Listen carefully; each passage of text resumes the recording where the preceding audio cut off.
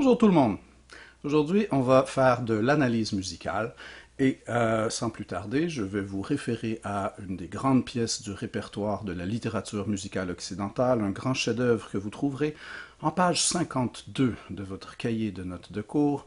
Analysons sans plus tarder le thème des Teletubbies. Tinky Winky, Dipsy, la la, oh. Les Teletubbies disent bonjour.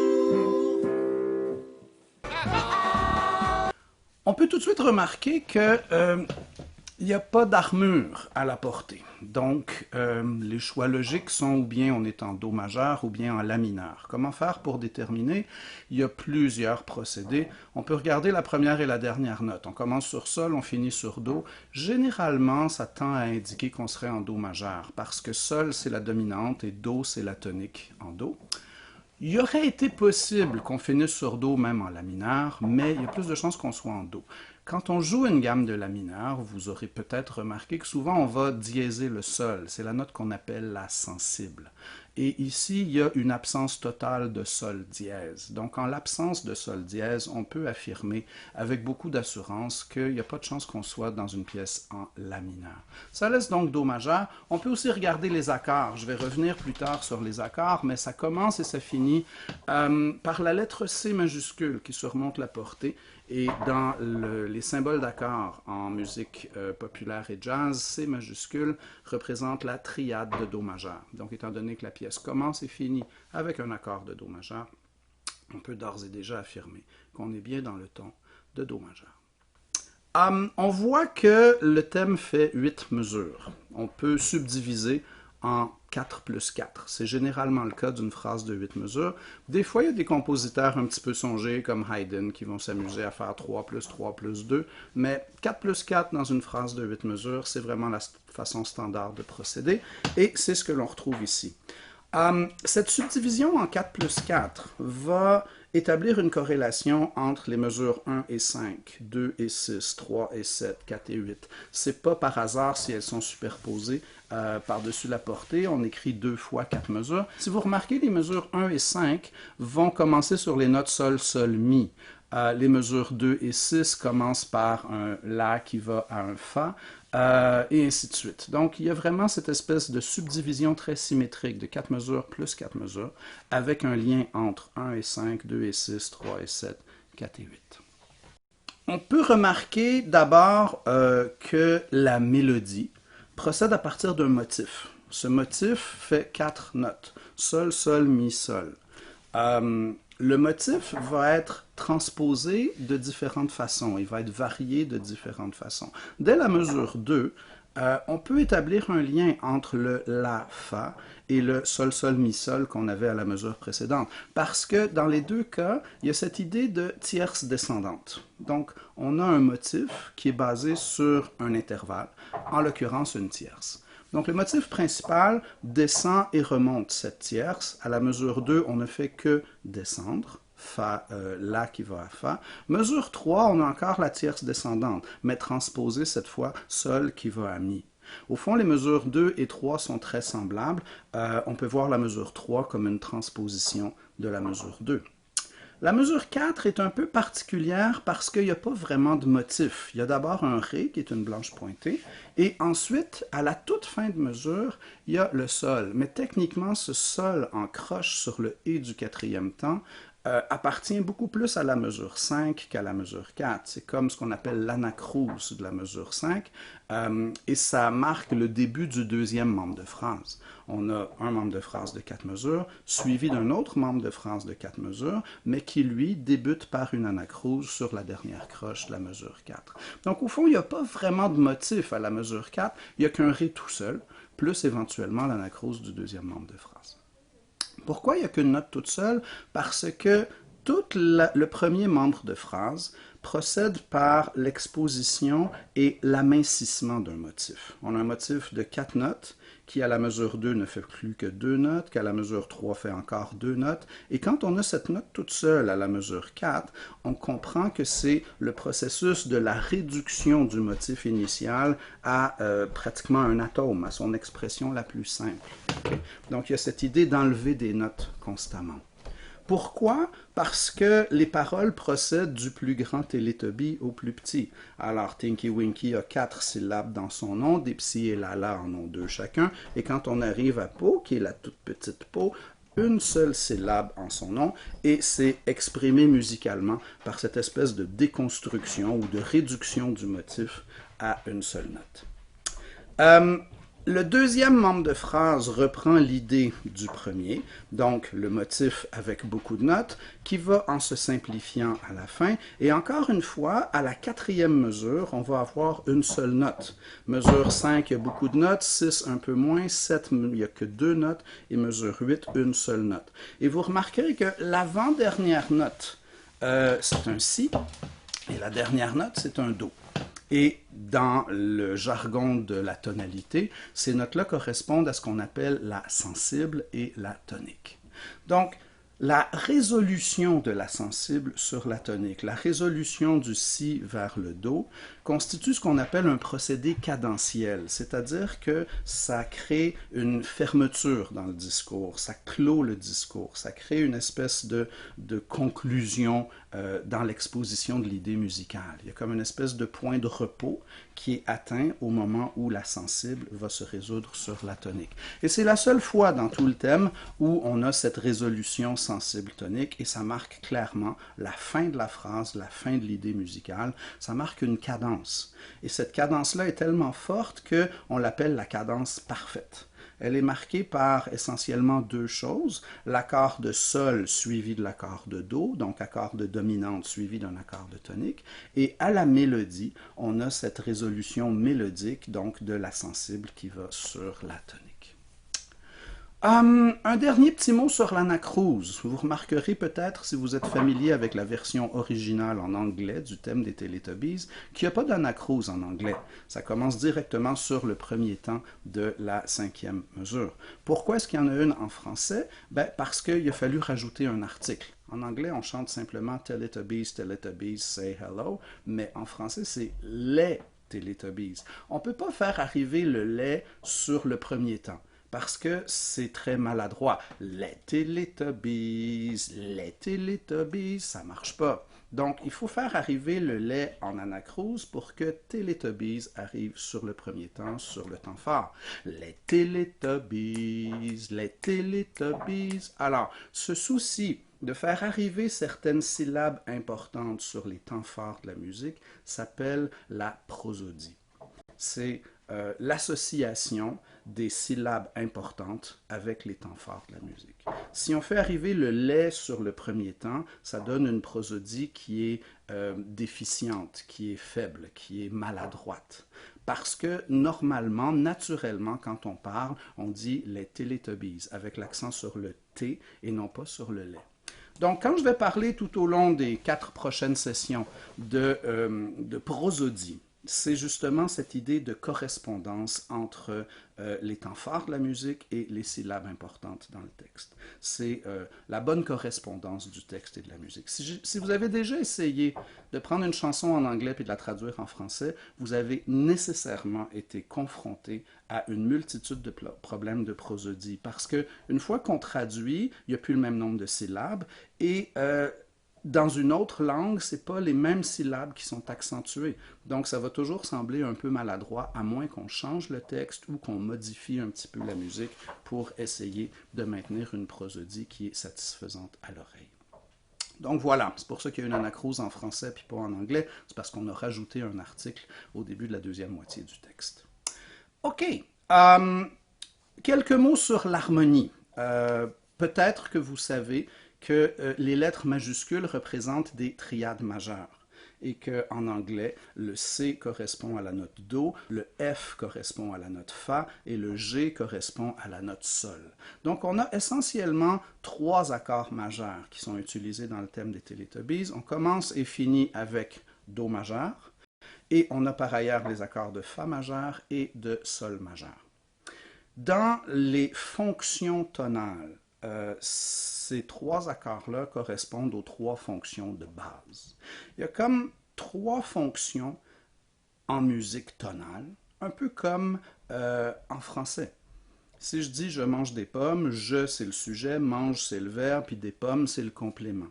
Donc il y a comme trois entités différentes qui viennent interagir pour créer une idée sémantique.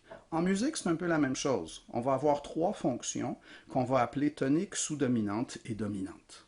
Et quand on entend l'interaction de ces trois fonctions-là, on vient de créer un contexte tonal. Alors, si on joue 4-5-1, par exemple,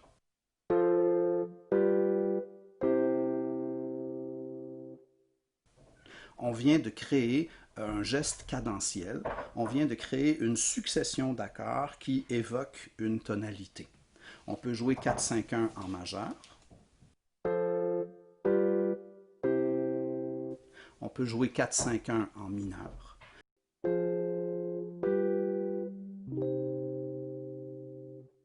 de toute façon, on a cette même idée de l'énonciation d'un contexte tonal à travers la succession de trois fonctions harmoniques. Donc voilà, 4 c'est le quatrième degré, Fa en Do c'est la sous-dominante, et 5 c'est la dominante. Alors, dans le langage tonal, le degré 5, la dominante, est le degré le plus instable. C'est celui qui veut aller se résoudre sur la tonique, entre autres parce qu'il contient nécessairement la sensible. Le Si dont je vous parlais tout à l'heure, c'est la tierce dans l'accord de Sol majeur, et le Si, c'est mélodiquement la note la plus instable dans toute la tonalité, parce qu'elle n'est située qu'à un demi-ton sous la tonique. Donc elle va toujours chercher à se résoudre par mouvement ascendant, par demi-ton ascendant. La sensible veut aller se résoudre vers la tonique. Et c'est ce mouvement de résolution de la sensible vers la tonique qui constitue un des plus grands générateurs de cohérence de tout le système tonal. Quand on entend cette résolution de la sensible sur la tonique, on a l'impression d'une tension qui vient se résoudre et on a l'impression que peu importe ce qu'on était en train d'écouter, arrive à une conclusion logique. C'est un peu comme l'équivalent musical de la ponctuation, d'un point à la fin d'une phrase. Ça crée une césure, ça crée une articulation, ça crée une respiration dans le discours, ça crée un téléphone qui sonne, je reviens. Donc voilà, la résolution de la sensible sur la tonique est un des mécanismes les plus forts de fermeture d'une idée musicale et c'est ce qui donne une illusion de sens à la musique tonale parce qu'on a cette espèce d'instabilité qui est résolue avec le procédé cadentiel. Donc, vous remarquerez qu'on a deux membres de phrase, 4 mesures plus 4 mesures. Notre premier membre de phrase finit avec l'accord de Sol. C'est pas la tonique, ça finit avec un accord de dominante. On sait d'instinct que la chanson n'est pas finie, on sait que le thème n'est pas fini parce que justement, on est sur une fonction instable, la fonction de dominante. C'est ce qu'on appelle un geste suspensif, parce qu'il y a cette espèce justement de suspension du discours sur un accord qui est instable et qui demande à aller se résoudre. On ne peut pas imaginer une pièce qui finirait sur un accord de 5, parce qu'il y a trop cette espèce de volonté d'aller résoudre vers la tonique. Donc dans la musique tonale fonctionnelle, le 5 a toujours ce caractère suspensif, et le 1, la tonique, va avoir un caractère conclusif. Et c'est la raison pour laquelle les accords ne sont pas disposés de la même façon dans le premier membre de phrase versus dans le deuxième. Dans le premier membre de phrase, on finit à la mesure 4 sur l'accord de Sol avec cette cadence suspensive et à la mesure 8, on va finir avec l'accord de tonique, l'accord de Do majeur parce qu'à ce moment-là, on referme l'idée et on va créer une cadence forte. Donc, comment on pourrait analyser l'harmonie? On le fait traditionnellement avec des chiffres romains. Et qu'est-ce qu'on chiffre au juste? Ben, écoutez bien, on chiffre la position de la fondamentale de l'accord dans la gamme de la tonique. Ça a l'air très compliqué, mais au fond, c'est très simple. Je répète, on chiffre la position de la fondamentale de l'accord dans la gamme de la tonique. Donc, prenons ça par la fin. La gamme de la tonique. Ici, la tonique, c'est Do majeur. Donc, la gamme de Do majeur, c'est Do, Ré, Mi, Fa, Sol, La, Si. Alors, dans la gamme de Do majeur, Do c'est la première note, Ré c'est la deuxième, Mi c'est la troisième, Fa c'est la quatrième, et ainsi de suite. Donc, quand on a des accords, on doit chercher à connaître la fondamentale de l'accord. Avec des symboles d'accord, c'est très facile parce que la lettre de l'accord, c'est la fondamentale de l'accord. Donc F, c'est un accord de Fa. G, c'est un accord de Sol, et ainsi de suite. Quand il n'y aura pas de symbole d'accord, il va falloir fouiller puis figurer dans notre tête, est-ce que l'accord est à l'état fondamental, est-ce qu'il est renversé, quelle est la fondamentale de cet accord. Mais c'est essentiel de savoir quelle est la fondamentale de l'accord, ou si vous préférez, la note qui donne son nom à l'accord pour être capable de le chiffrer convenablement. Donc, étant donné que Fa est la quatrième note dans la gamme de Do majeur, à chaque fois qu'on a un accord de Fa, on va le chiffrer 4 en chiffre romain, donc IV. Et quand on a l'accord de Sol, Sol étant la cinquième note dans la gamme de Do, l'accord de Sol va se chiffrer 5 en chiffre romain V. Ici, ce sont des triades, des accords à 3 sons. G fait référence à Sol, Si, Ré. Souvent, on va rajouter une quatrième note à l'accord de dominante, qu'on va appeler donc un accord de septième de dominante. Lorsque notre accord de Sol, Si, Ré devient Sol, Si, Ré, Fa, c'est à ce moment-là qu'on va parler d'un accord de septième de dominante, et au lieu de simplement chiffrer V majuscule, on va chiffrer V majuscule avec un petit 7 à côté, pour dire c'est l'accord de 5-7. Mais il est important pour qu'on chiffre 5-7 qu'il y ait une septième. Chiffrez pas 5-7 si c'est seulement une triade à 3 sons et s'il n'y a pas de septième. C'est pas parce qu'on a une fonction dominante que c'est nécessairement un 5-7. Il faut qu'il y ait une septième, il faut que ce soit un accord à 4 sons. Ici, ce n'est pas le cas. Nos accords dominants n'ont que 3 sons, mais ils gardent quand même leur fonction dominante. Je vais vous dire un grand secret, c'est pas la septième qui crée la fonction dominante, c'est la sensible. Pour qu'on ait une fonction dominante, il faut qu'on ait cette instabilité dont je parlais tout à l'heure, et donc on a besoin de la sensible.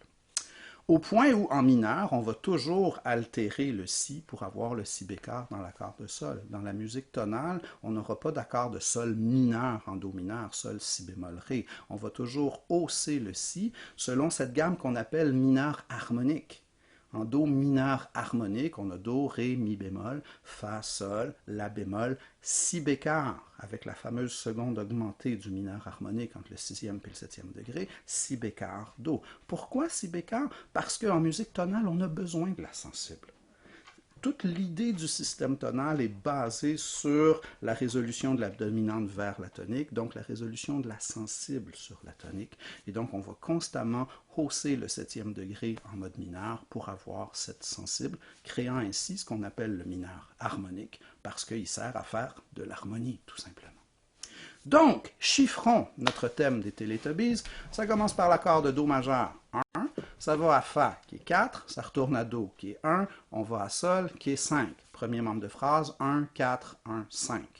Deuxième membre de phrase harmoniquement fait la même chose, sauf qu'on va inverser les deux derniers accords, et à ce moment-là, le deuxième membre de phrase nous donne 1, 4, 5, 1. Et 1, 4, 5, 1, c'est comme un geste cadentiel. C'est une façon de nous faire entendre les différentes fonctions de la tonalité dans, entre guillemets, le bon ordre, l'ordre logique. Tonique, sous-dominante, dominante, tonique. Vous remarquerez, si vous vous intéressez un petit peu au jazz, que très souvent en jazz, la fonction sous-dominante qu'on va employer n'est pas le 4, mais le deuxième degré. En harmonie jazz, des 2-5-1, on en trouve partout. Au point où 2-5-1, on pourrait dire que c'est la clé de voûte de l'harmonie jazz. 2-5-1, c'est la base, c'est le B à bas, c'est l'alphabet, c'est la matière première de l'harmonie jazz. 2-5-1, il y en a partout. Mais 2 et 4 sont extrêmement similaires. Juste au niveau des triades, il y a 2 notes communes sur 3. 2 en do majeur, c'est ré, fa, la, et 4, c'est fa, la, do. Donc le fa et le la, qui sont les notes typiques de cette couleur sous-dominante, sont communes aux deux accords. Et en plus, en jazz, on ne va pas utiliser un 2 avec une forme de triade, mais on va pratiquement toujours lui rajouter sa septième. 2, 7, ré, fa, la, do. Et dans Ré, Fa, La, Do, il y a pratiquement la triade du quatrième degré qui est incluse. On a Fa, La, Do dans Ré, Fa, La, Do. Donc Ré, Fa, La, Do et Fa, La, Do ont tous les deux cette fonction de sous-dominante. Alors au fond, qu'on fasse 2-5-1 ou qu'on fasse 4-5-1, c'est pratiquement la même chose. 2 et 4, on pourrait par analogie dire que c'est des synonymes. C'est des accords qui ont pratiquement la même fonction en Do majeur et qui sont à toute fin pratique interchangeables. OK. Donc, on a deux membres de phrase. Un premier membre de phrase qui finit sur la corde dominante et qui est donc suspensif. Un deuxième membre de phrase qui finit avec la tonique et même la résolution de la sensible sur la tonique à la mélodie, finit avec une cadence parfaite qui est donc conclusif. On pourrait dire que ces deux membres de phrase-là font l'équivalent d'une question-réponse parce qu'on a une cadence suspensive à la mesure 4, une cadence conclusive à la mesure 8. En termes universitaires, on parle parfois d'antécédent conséquent. C'est la même chose. Antécédent, c'est celui qui finit de façon suspensive. Le conséquent, c'est celui qui vient clore le sujet et fermer avec une cadence forte. Question-réponse, antécédent conséquent, c'est la même chose. Vous allez trouver ça dans toutes les pièces de la musique tonale. C'est extrêmement fréquent. Remarquez finalement que le motif, c'est à la fois quelque chose qui a une composante intervallique, mais aussi une composante rythmique. Donc, tam, taram, tam, c'est la composante rythmique du motif, alors que tierce, descendante et ascendante, c'est sa composante mélodique. Il y a aussi des unissons, donc ça commence avec un unisson qui est un intervalle. Unisson, tierce, descendante, tierce, ascendante, c'est la signature intervallique de notre motif de base. Ça a l'air un peu ridicule de commencer un cours d'analyse avec le thème des Teletubbies, mais au fond, il n'y a pas tellement de différence entre ce qu'on vient de faire et une analyse du premier mouvement de la 5e symphonie de Beethoven. Le premier mouvement de la 5e symphonie de Beethoven est également basé sur un motif de tierce descendante. Ta-da-da-da! Et ce motif-là, avec unisson et tierce descendante, va être transposé ta-da-da-da! Et repris sur différents degrés. Et on va avoir des cadences suspensives et on va avoir des cadences conclusives et ainsi de suite. De même, dans la 5e de Beethoven, dans la partie centrale qu'on appelle le développement, Beethoven va prendre son motif de 4 notes et va le raccourcir à 2 notes.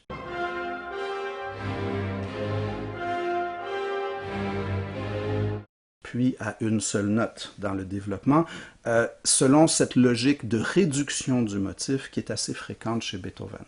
Donc, notre motif de Teletubbies, de Tinky Winky, 4 notes, qui devient Dipsy, Lala, 2 notes, qui devient Po, une seule note, on trouve quelque chose de très, très similaire dans le développement du premier mouvement de la 5e symphonie de Beethoven. Bien sûr, il y a beaucoup plus de notes dans la 5e de Beethoven. Les procédés harmoniques sont quand même pas mal plus complexes et plus sophistiqués, mais au fond, c'est pas très différent. Les principes qu'on voit dans l'analyse de ce thème-là sont les mêmes qu'on va voir dans l'analyse de n'importe quelle symphonie, sonate ou concerto. Il s'agit d'être capable d'envisager la musique selon plusieurs paramètres. D'abord, la tonalité et la forme. On a établi que c'est en Do majeur, que c'est un thème de 8 mesures, qu'on peut le subdiviser en 4 plus 4. Une fois qu'on a compris ça, on peut observer les motifs. Motifs de 4 notes, transposés, réduits, 2 notes, une seule note et ainsi de suite. On peut voir ensuite l'harmonie. Alors, les fonctions, quels sont les accords qui ont des fonctions toniques, des fonctions dominantes, des fonctions sous-dominantes, pour comprendre quelles cadences sont suspensives, quelles cadences sont conclusives. Et toute l'analyse musicale, c'est ça. C'est la compréhension de l'interaction entre la structure et l'harmonie et la mélodie. La mélodie étant basée sur des motifs, ça va jouer sur différents paramètres, dont les intervalles et le rythme. Donc, ça permet de parler, au fond, de pratiquement tous les paramètres musicaux. Et c'est ce que je devrais chercher à faire une bonne analyse. Le problème, souvent, c'est que j'ai des étudiants qui prennent une partition, qui mettent des chiffres romains partout, qui me remettent ça en disant « voici mon analyse ». Ce n'est pas une analyse complète. C'est une analyse de un paramètre qui est l'harmonie. Mais il y a beaucoup plus que l'harmonie dans une pièce musicale. Il y a la forme qui implique la structure, il y a les motifs, il y a la mélodie elle-même. Est-ce qu'elle a un registre qui est large ou qui est étroit? Est-ce que certaines est-ce que certaines notes sont plus importantes que d'autres? Est-ce que certains intervalles sont valorisés par rapport à d'autres? Et ainsi de suite. Le thème des Teletubbies, oui, on peut dire c'est un 4, un 5, un 4, 5, 1, mais ça parle pas du tout de l'importance de la tierce. Or, la tierce, c'est vraiment l'intervalle générateur ici, même dans la cadence à la fin, sol, si, on a cette tierce ascendante, et finalement si, do pour aller résoudre. Donc, il y a beaucoup d'éléments différents qui entrent en conjonction et en interaction les uns avec les autres pour créer l'espèce d'unité dans une pièce musicale. C'est un point qu'on peut retenir de cette petite séance d'analyse du thème des Teletubbies. L'autre chose qui m'a frappé, c'est à quel point on est exposé tôt à la logique et au mécanisme du système tonal. Mes enfants connaissaient le thème des Teletubbies avant de savoir vraiment bien parler. Et on est dès le berceau exposé à cette mécanique, à cette syntaxe tonale de membres de phrases suspensifs, membres de phrases conclusifs et ainsi de suite. Et si un jour on en vient à se demander pourquoi est-ce que le système tonal nous semble si logique, je pense qu'un élément de réponse important, c'est que justement on y est exposé tellement tôt dans notre vie. Toutes les comptines d'enfants, toutes les chansons très simples tendent à obéir et refléter les structures parfaitement claires, logiques et symétriques de l'harmonie tonale fonctionnelle. Donc, le caractère naturel de la chose finit par s'imposer de lui-même. Mais jusqu'où est-ce que c'est naturel et jusqu'où est-ce que c'est un conditionnement culturel? Il y aurait des thèses de doctorat à faire là-dessus et elles seraient sans doute fascinantes, mais ce sera pour un autre jour. Donc voilà, ça conclut notre bref survol du thème des Teletubbies. Ce que j'aimerais que vous fassiez maintenant, c'est que vous repreniez ces outils-là et que vous essayiez d'aborder le même genre d'approche dans les petites pièces qui se trouvent au début des annexes de votre cahier de notes de cours. Donc, la polonaise en sol mineur, puis les préludes, puis les menuets, puis les petites pièces que vous avez là, qui sont souvent des pièces tirées de méthodes de débutants, des cahiers pour enfants. Donc, c'est des pièces très simples, mais c'est ça l'idée, c'est de prendre des pièces très simples pour être justement capable d'illustrer le caractère, les caractéristiques fondamentales du système tonal en termes d'insistance sur la tonique, sur la dominante, les gestes cadentiels, la structure, la répétition des motifs, etc., etc. Donc, reprenez ces outils-là et essayez d'appliquer ça sur les pièces dans le cahier et on pourra s'en reparler en Zoom très bientôt. Donc, amusez-vous bien, portez-vous bien et à la prochaine.